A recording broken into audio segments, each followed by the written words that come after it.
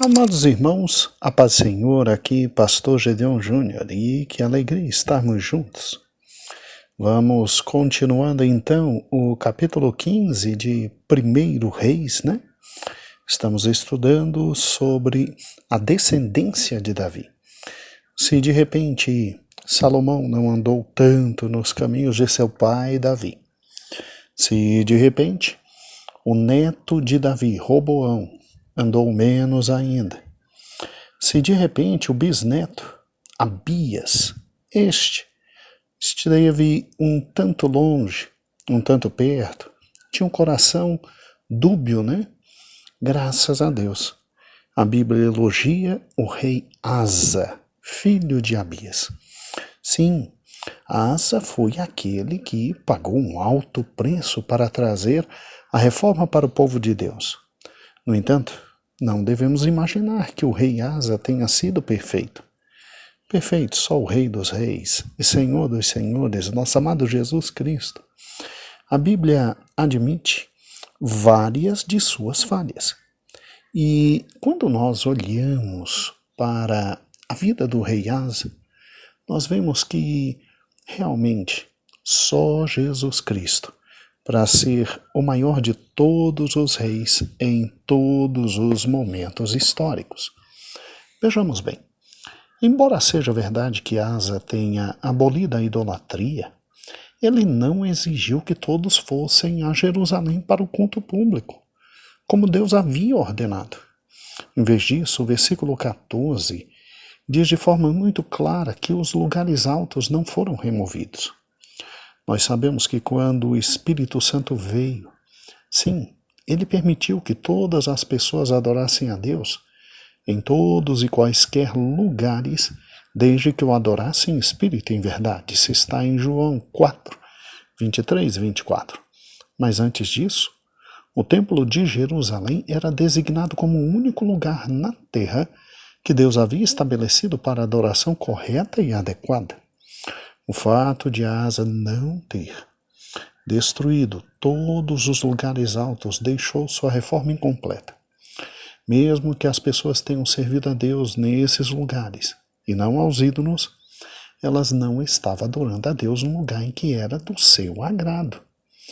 E Asa não foi totalmente correto nesse particular do seu reinado, né?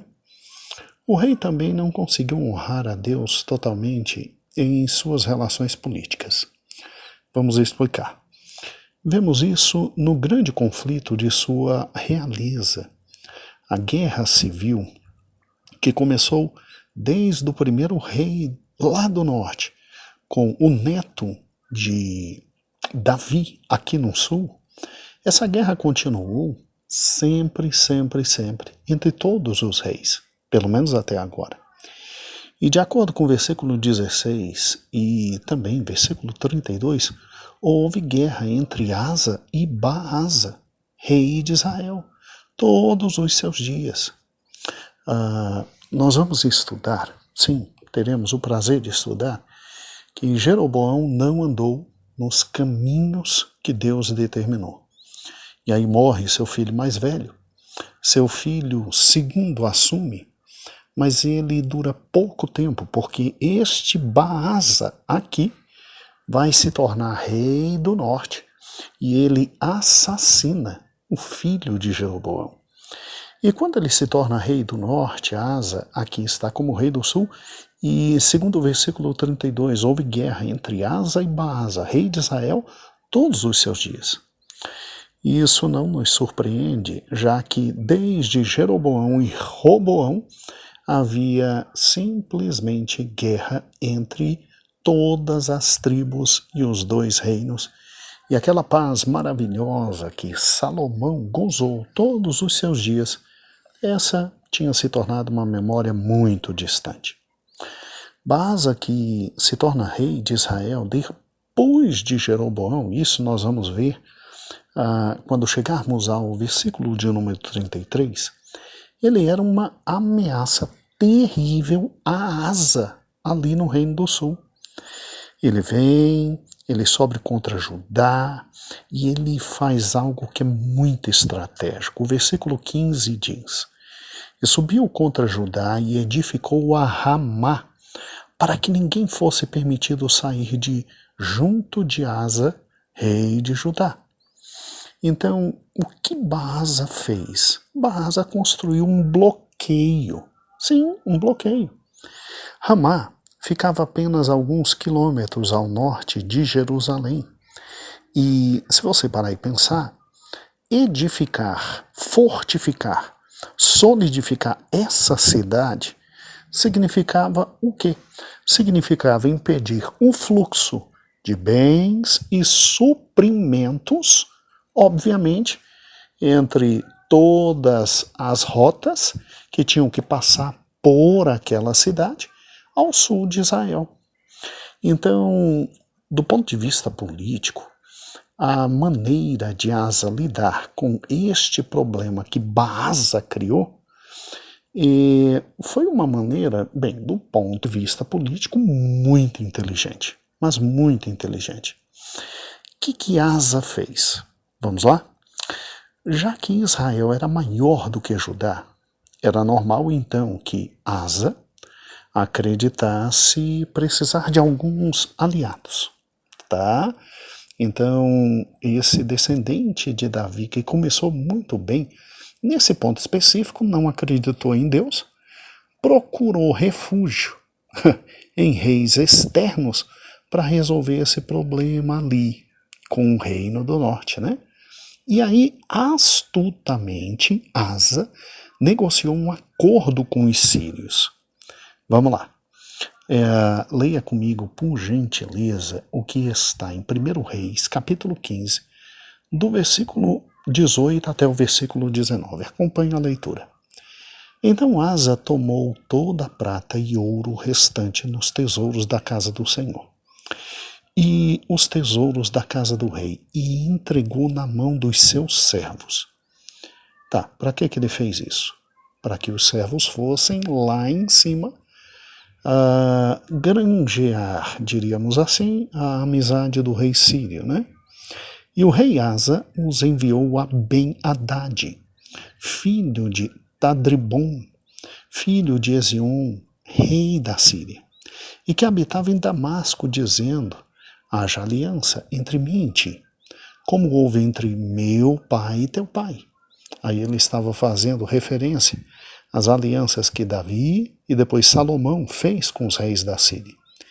E eis que te mando um presente, prata e ouro.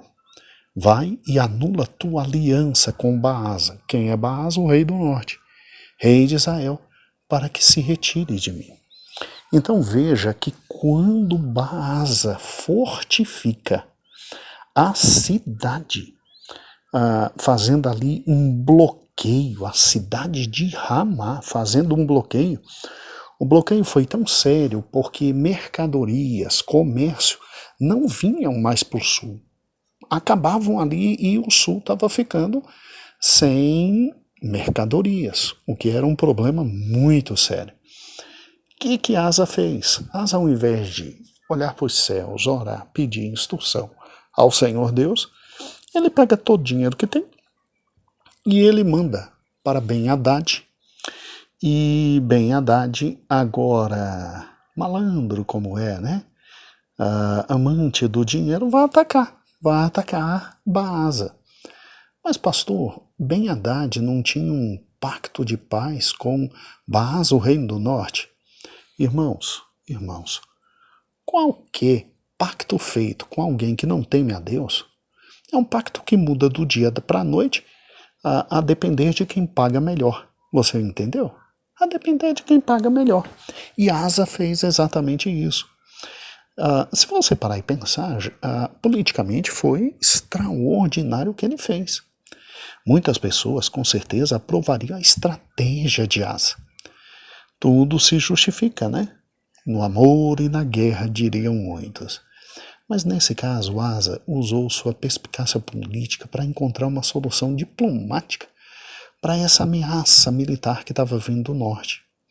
Evidentemente, o preço disso era muito alto. Para conseguir todo o dinheiro que ele precisava para solidificar essa aliança estratégica com o pessoal lá de cima, Asa acabou pilhando a sua própria tesouraria.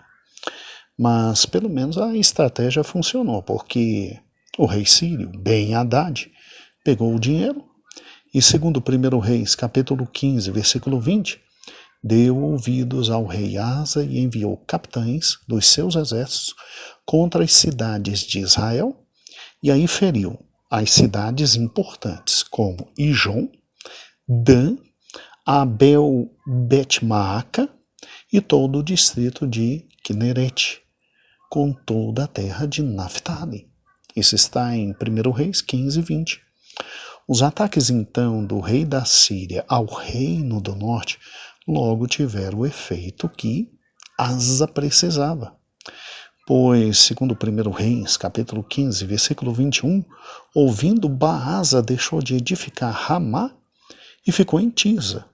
Então é óbvio, ele deixou de edificar a cidade de Ramá, voltou para sua capital, que é Tisa, e ficou lá esperando a guerra. E aí era tudo o que Asa queria, né? A retirada do rei do norte, Baasa, teve o benefício adicional de permitir que Judá capturasse todos os materiais de construção de Ramá e os usasse para construir suas próprias cidades. Olha o que acontece. Leia comigo. Então o rei Asa fez apregoar por toda a região de Judá que todos, sem exceção, trouxessem as pedras de Ramá e sua madeira com que Baasa a edificara. E com elas edificou o rei Asa, a Geba de Benjamim e a Mispa. 1 Reis, capítulo 15, versículo 22. Agora mudou o jogo, né? Agora Judá era mais forte do que nunca.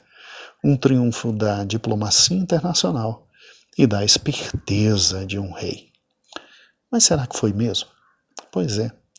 Segundo o livro de Crônicas, esta atividade foi o segundo grande erro de Asa. O segundo grande erro de Asa.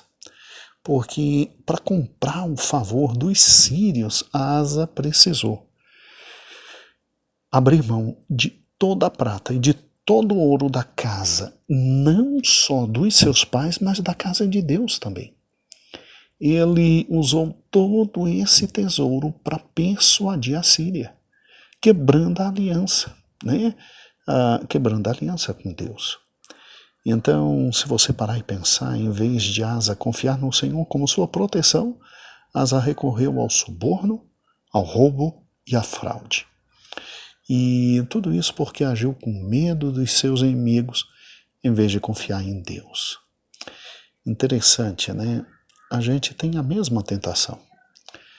Não é verdade, meu irmão, que quando a pressão é alta e os problemas começam a surgir, é muito fácil a gente voltar-se para os nossos próprios recursos, em vez de confiar inteiramente na graça de Deus. Em vez de orar a Deus, para que Deus tenha misericórdia de nós e para que atente às nossas necessidades, a gente é tentado a encontrar uma forma sorrateira para talvez até roubar de uma outra pessoa, tirar de um pai, tirar de uma mãe, tirar as economias de algum empregado, defraudar o salário de alguém, ou mesmo, terrivelmente de alguém longe de nós, mas que de alguma forma confia e, por ser amigo, se arrebenta. Em vez de estarmos pedindo a Deus para nos ajudar a fazer o melhor que podemos, somos tentados a trapacear, né? Trapacear. Em vez de confiar em Deus como nosso refúgio, né? Como nosso baluarte, como o Senhor de nossas almas, a gente quer criar meios e somos tentados a fazer o que Asa fez. Somos tentados. A nossa própria maneira somos tentados. Asa simplesmente para comprar os sírios contra Israel, Asa pilhou tudo que estava no templo de Deus. Se lembra que nos versículos passados ele deu toda oferta, dízimo que tinha que dar, e agora, com medo, fez isso? Meu Deus do céu. Sabe, irmãos, a gente tem que entender isso. Tem que entender que não adianta. Se você parar e pensar, você tem que confiar em Deus e diante das adversidades que estão acima das suas próprias forças. Você tem que pensar e repensar e analisar, porque esse mesmo seu amigo, que agora, entre aspas, amigo mais tarde, quando tiver por parte de outro, inimigo seu ou meu, um dinheiro um pouco a mais, ele nos deixa para assumir exatamente o outro amigo. Mas tudo bem, pelo menos o rei da Síria continuou a atacar Israel, segundo 1 Reis 15 e 20, e Asa acabou financiando essa conquista horrível, absolutamente horrível e hostil de parte da Terra Prometida. Veja que coisa, Asa tira do seu tesouro particular, arrebentando suas futuras gerações. Asa tira da casa do Senhor o que ele não podia tirar. E Asa ainda financia que um estrangeiro venha e tome tudo. Tome territórios que Deus tinha dado para Israel e para ele. Isso tudo aconteceu porque confiou nos próprios recursos em vez de acreditar nas promessas de Deus. Lá em Crônicas, exatamente segundo Crônicas 16 e 7, diz que Deus levantou um profeta para condenar toda essa atitude de Asa, de confiar no rei da Síria em vez de confiar no Senhor Deus. E o que acontece? Né? Acontece algo terrível.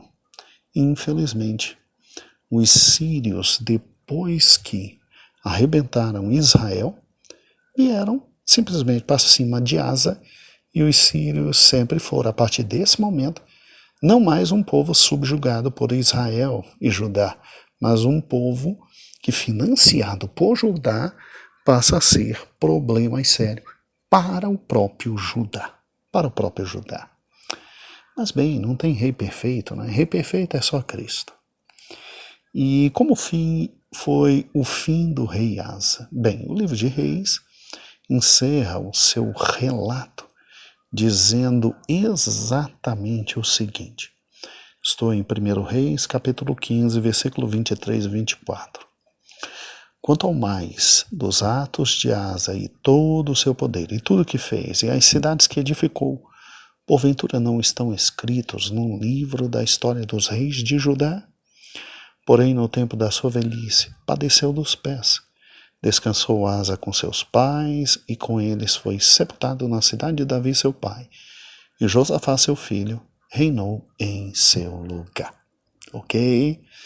Então, bem, após a morte do rei, querido rei Asa, resta apenas a nós fazermos uma rápida avaliação, então, da sua vida. Normalmente, nós que vemos as coisas muito assim, terrivelmente no preto e branco, né? Não tem como fazer isso no caso de Asa. Asa, ele teve um reinado longo e próspero. E um reinado contraditório, né? Contraditório. Ele começa contrariando todas as expectativas, porque ele tinha tudo para continuar com toda a maldade que seus pais fizeram, mas ao contrário, ele trouxe uma reforma fantástica para a adoração em Judá. Ele assume um compromisso custoso, muito custoso, sacrificando o amor, inclusive, da própria mãe, né? Mas ele acaba com a idolatria e ele traz para dentro de Israel a bênção de Deus. No entanto, Asa também se tornou culpado de um trágico momento. Um trágico momento, porque se você parar e pensar, o seu sucesso circunstancial e também, assim, de alguma forma, trazido limitadamente em razão de não confiar completamente em Deus, fazendo um pacto horrível com o rei da Síria e financiando todo o ataque sírio à parte norte de Israel e financiando, obviamente, algo contrário à vontade de Deus, que é que povos estrangeiros dominassem o território também das 10 tribos. Então, como é que faz? Como é que faz? A gente diz que Asa foi herói ou vilão? Ele é santo ou ele é pecador? Né? Eu acho que Asa é como eu e você. Homens e mulheres cheios de contradição, de dificuldades, de problemas, ora lá em cima, ora com medo danado e colocando o pé pelas mãos. Se você parar e pensar, nós também somos assim. Só tem um perfeito, e louvado seja o nome, ele nos amou, chamado Jesus Cristo. Jesus Cristo. Mas eu pessoalmente me atrevo a dizer que os aspectos positivos da vida desse rei foram maiores do que os aspectos negativos. Ele foi um dos primeiros reformadores. Tudo bem que depois dele viria gente cada vez melhor, mas ele foi usado por Deus. E até mesmo quando errou, nós temos que entender que o único ser perfeito é nosso Senhor e Salvador Jesus Cristo. Nosso Senhor e Salvador Jesus Cristo. Eu tenho muito carinho por Asa. Queria realmente te passar muito mais sobre ele, mas nesse momento só podemos ficar aqui porque virão nossos irmãos lá, completando todo o conhecimento sobre Asa em 2 Crônicas. Eu creio que o versículo que melhor descreve Asa é o versículo 11, que o compara como o rei Davi, dizendo que ele andou segundo o mesmo padrão, a mesma altura de seu pai, rei Davi. Sim, Asa foi um rei segundo o coração de Davi, que era um coração segundo o coração de Deus. Ou seja, Asa era um grande homem, E o versículo 14 dá a ele uma honra que é para poucos. Diz que o coração de Asa foi, todos os seus dias, totalmente do Senhor. Totalmente do Senhor. O versículo 14 é muito lindo. O coração de Asa foi, todos os seus dias, totalmente do Senhor. E quando eu leio um versículo desse me traz esperança para a minha vida, porque Asa era pecador como eu e você. Asa lutava contra o pecado, contra ele, como eu e você lutamos. Mas Asa também errou e Asa, com certeza, entendeu muito bem depois, antes de morrer, o seu erro e com certeza pediu a Deus misericórdia e o Senhor gerou perdão para a vida dele. Sabe, irmãos, essa é a única esperança que todos nós podemos ter. Graças a Deus, a um Deus que nos ama, a um Deus que nos conduz, a um Deus que sabe que a gente vai pisar na bola, a um Deus que sabe que a gente vai fazer besteira, mas Ele está bem perto daqueles que o buscam, e o buscam de espírito e em toda a verdade. Então, Asa tem um conceito extremamente positivo com todos nós. E Asa demonstra que o amor de Deus é ilimitado a todos nós. Que o Senhor então possa nos abençoar. Asa agora fica para uma outra oportunidade, quando nós pudermos trabalhar com ele, ou na quarta-feira à noite, uma dessas quartas em que nós vamos nos encontrar, ou então Ou então lá em 2 Crônicas, quando algum amado irmão falará dele novamente. Louvamos a Deus então por essa grande oportunidade. Eu te agradeço, amado Jesus Cristo, por poder compartilhar a tua palavra. Agradeço a você porque te tomei 25 minutos do teu tempo, não é?